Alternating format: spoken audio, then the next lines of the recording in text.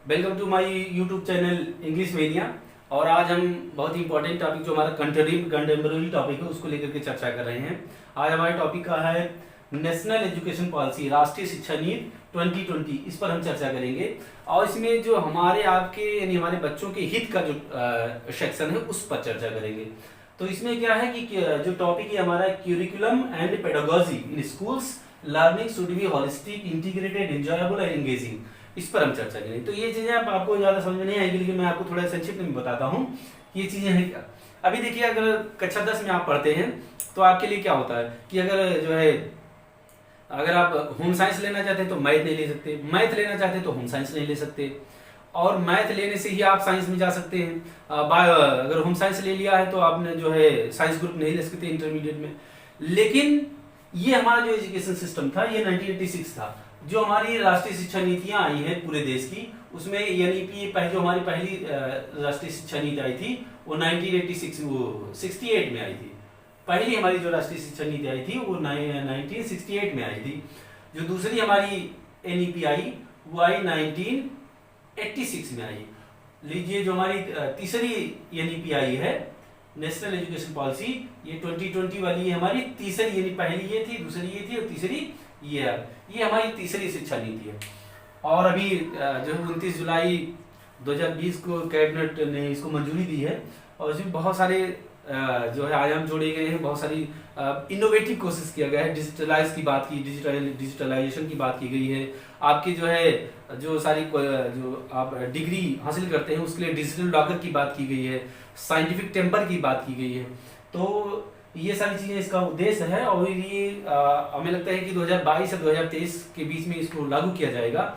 लेकिन सरकार इसमें लगी हुई है कि जो भी एजुकेशन पॉलिसी हमारी है ये एनईपी 2020, इसकी जो भी खूबियां हैं उससे जनता हमारी परिचित हो, जो कमियां और जो परिचित होगी तो उससे जो कमियां हैं वो भी निकल करके आएगी।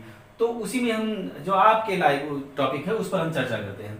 तो हम चर्चा करेंगे जो हमारी न्यू नेशनल एजुकेशन पॉलिसी 1986 थी, वो हमारी कक्षा 10 से 12 का जो सिलेबस था या पैटर्न था वो इस तरह से कला संकाय था, मानविकी संकाय और विज्ञान वर्ग था, यानी आर्ट्स, कॉमर्स और साइंस में डिवाइड किया गया था, डिजाइन किया गया था। या यूं कहें एकेडमिक और व्यवसायिक में डिजाइन किया गया था। आप जानते हैं अपने यहाँ व्यवसायिक वर्ग चलता भी है।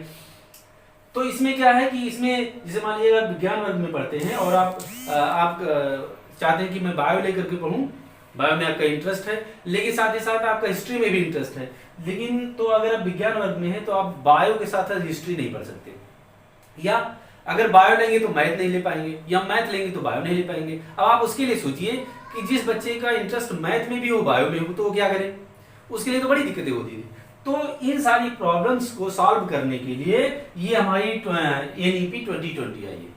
इसमें किया गया है नो स्ट्रीम मतलब इसमें कोई स्ट्रीम नहीं है। जो इस तरह से यहाँ पर डिवीजन था वो सारे डिवीजन को हटा दिए गए, यानी जितनी भी हमारे देश की सब्जेक्ट्स हैं, दुनिया में जितनी भी सब्जेक्ट्स हैं, उन सभी को मिला करके आपको किसी को भी चूज कर सकते हैं। सपोज दैट कि मान लीजिए कि अगर आप बायोलॉजी पढ़ना चाहते हैं और हिस्ट्री में भी आपका इंटरेस्ट है और ज्योग्राफी में आप सोचते हैं कि ज्योग्राफी भी ले लें, आसान है, या जो भी आपका इंटरेस्ट है उसके आधार पर लेना चाहते हैं, तो आप जो है बायोलॉजी ले लीजिए और ज्योग्राफी ले लीजिए, हिस्ट्री ले लीजिए, कोई दिक्कत नहीं। स्ट्रीम नो स्ट्रीम का मतलब यही है कि आप किसी भी सब्जेक्ट को ले सकते हैं, कोई भी बाउंडेशन नहीं है। 10th या 9th और 10th में आप क्या कर सकते हैं, आप होम साइंस भी ले सकते हैं, मैथ भी ले सकते हैं। अभी तक ऐसा नहीं है, आप मैथ लेंगे तो होम साइंस नहीं लेंगे, होम साइंस लेंगे तो मैथ नहीं लेंगे, या बहुत सारे बाउंडेशन आप देखते हैं। तो यहाँ पर सारा बाउंडेशन हटा दिया गया है। तो ये आपके लिए बड़ा इंटरेस्टिंग है और जो है आप इसको और अच्छे से पढ़ेंगे तो आपको पता चलेगा। अब मान लीजिए कि कोई लड़का जो है हिस्ट्री लेना चाहता है, ज्योग्राफी लेना चाहता है, या जो है पॉलिटिक्स लेना चाहता है, सिविक्स लेना चाहता है, और चाहता है कि हम जो है कॉमर्स का भी कोई एक दो सब्जेक्ट ले लें, क्योंकि उसका हो सकता है बैकग्राउंड इस तरह से हो, उसका इंटरेस्ट हो। तो अभी यहाँ पर 90 जो भी चल रहा था उसमें आप नहीं कर सकते थे, लेकिन जब ये पॉलिसी लागू हो जाएगी तो उसमें आपके लिए पूरी फ्रीडम रहेगी, आप कोई भी सिलेबस ले सकते हैं। तो ये आपके लिए पहला है। दूसरा और भी एक इम्पोर्टेंट है कि तो ये बात समझ में आ गई होगी, 12th तक का जो आपका सिलेबस है 9 से 12 तक का इसमें कोई भी बाउंडेशन नहीं किया गया है। कोई ना तो कोई स्ट्रीम है और ना ही कोई सब्जेक्ट का कोई बार है, यानी सब्जेक्ट का कोई बाउंडेशन नहीं। कोई भी सब्जेक्ट, यानी आप बायो भी ले सकते हैं, मैथ भी ले सकते हैं, उसके साथ साथ ज्योग्राफी ले सकते हैं, सिविक्स ले सकते हैं, संस्कृत ले सकते हैं, इंग्लिश ले सकते हैं, यानी कोई भी सब्जेक्ट आप लेकर के अपनी पढ़ाई पूरी कर सकते हैं। ये जो शिक्षा नीति है ये पूरी तरह से चाइल्ड सेंटर्ड है, और इस चाइल्ड सेंटर्ड में ये कोशिश है कोई भी बच्चा अगर मान लीजिए किसी भी सब्जेक्ट से अगर इंटरमीडिएट करना चाहता है, स्कूल करना चाहता है, तो उसे कोई भी रोका जाना नहीं चाहिए। वो कम से कम पढ़ तो रहा है, अपने इंटरेस्ट के हिसाब से सब्जेक्ट तो ले रहा है। हम कौन होते हैं उसको जो है मजबूर करके सब्जेक्ट दिलाने वाले। जिसे मान लीजिए कि अगर बायो उसने ले लिया है तो उसे फिजिक्स और केमिस्ट्री पढ़ना ही पढ़ना है यहाँ पर। लेकिन यहाँ क्या है, यहाँ पर उसने जो है बायो ले लिया है, लेकिन फिजिक्स और केमिस्ट्री पढ़ने का उसका मूड नहीं है, तो क्या करे, वो आसान कोई सब्जेक्ट ले ले। वो संस्कृत ले सकता है, आपका वो जो है हिस्ट्री ले सकता है, ज्योग्राफी ले सकता है, इकोनॉमिक्स ले सकता है, कोई भी सब्जेक्ट ले सकता है। हम चर्चा करेंगे कि इंटरमीडिएट करने के बाद में हमारा क्या होगा। तो अभी तक देखते थे ग्रेजुएशन करते थे, तो ग्रेजुएशन में क्या होता था कि कोई बीए कर रहा है, कोई बीएससी कर रहा है, कोई बीकॉम कर रहा है, या ऐसे ही कुछ करता था। तो यहाँ भी न्यू एजुकेशन पॉलिसी में यहाँ भी सारे संकाय खत्म कर दिए गए, और अब 4 साल का ये कर दिया गया, पूरा फ्रेमवर्क कर दिया गया। तो इसमें भी बड़ी अच्छी चीज है, तो 1 साल का अगर ग्रेजुएशन 1 साल की करेंगे तो सर्टिफिकेट आपको मिलेगा, 2 साल की करेंगे तो आपको डिप्लोमा मिलेगा, 3 साल का अगर करेंगे तो डिग्री मिलेगी, 4 साल का करेंगे तो रिसर्च मिलेगा। अब मान लीजिए कि 1 साल आपने किया, बहुत सारे बच्चे मान लीजिए 1 साल करते हैं किसी तरह से ग्रेजुएशन, और उसके बाद में कुछ ऐसी सिचुएशन आती है कि उन्हें प्रदेश जाना पड़ता है, पढ़ाई छोड़नी पड़ती है। तो अभी तक का जो सिस्टम था कि अगर आप फिर बीए या बीएससी करना चाहते हैं तो आपको पहले साल वाले लैप्स करना पड़ेगा, वो उसकी वैल्यू नहीं होती, उसको मान्य नहीं होता था। लेकिन आपने पहला अगर कर लिया है 1 साल, तो वो आपके डिजिटल लॉकर में सेव हो जाएगा और आपको 1 साल का सर्टिफिकेट मिल जाएगा। अगर आप फिर लोड करके आते हैं तो आपको सेकेंड ईयर से शुरू कर सकते हैं, यानी फर्स्ट ईयर आपको फिर से करना नहीं पड़ेगा, क्योंकि आपके पास सर्टिफिकेट पहले से है। अगर आप 2 साल ग्रेजुएशन करते हैं तो आपको डिप्लोमा मिलेगा। क्या मिलेगा? डिप्लोमा मिलेगा। डिप्लोमा तक ही पढ़ना चाहते हैं तो डिप्लोमा तक ही पढ़िए, या मान लीजिए कुछ इस तरह आते हैं कि 2 साल पढ़ने के बाद आपकी पढ़ाई छूट जाती है, छूट जाइए, प्रदेश कमाइए या कुछ भी कीजिए, बाद में पढ़ने सोच रहे हैं, तो आपको डिप्लोमा मिल जाएगा और वो आपके डिग्री जो है डिजिटल लॉकर में सेव रहेगी।